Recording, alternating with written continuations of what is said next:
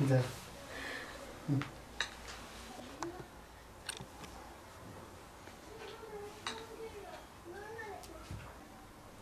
Demiş o. Kumut. Melek. Melek. Havniti. Kumut.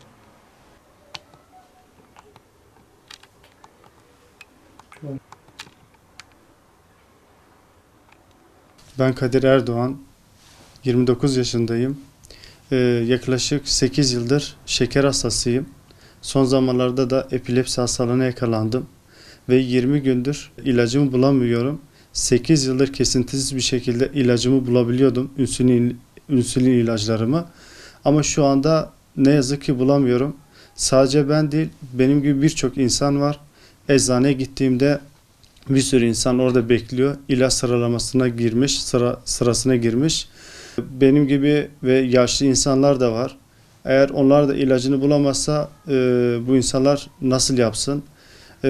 Şu an ilacımız yok. Ben yaklaşık bir haftadır ilaç arıyorum, bulamıyorum. 20 gündür zaten bu ilaçlar hiçbir depoda yokmuş. Yetkililere sesleniyorum. İlacımın bir an önce bulunmasını istiyorum. Sağlık Bakanlığı'na dilekçe verdim ve bana dönüşü olarak şekeriniz yükseldiğinde hastaneye başvuru yapın. En fazla serum takılır ve gönderilir. Ben günde 5-6 sefer boyunca hastaneye gidip serum takamam. Epilepsi hastasıyım, dışarı çıkamam. Sağlık Bakanlığı da şu anda bu ilacın ne zaman geleceğini bilmiyor. Net bir tarih vermedi. Belki 20 gün, belki bir hafta, belki bir aydan fazla. Yani net bir tarih belirlenmedi.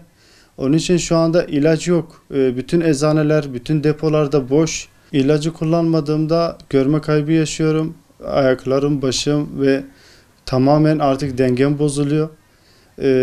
Hani sağlığımı çok etkiliyor. Görme kaybı aşırı bir derecede yaşıyorum. Buradan Sağlık Bakanlığı'na ve tüm ilaç sektörlerine sesleniyorum. Lütfen bu insülin ilaçlarının bir an önce bütün depolara sunulup eczanelere dağıtılmasını istiyoruz. Ben Ayten Erdoğan.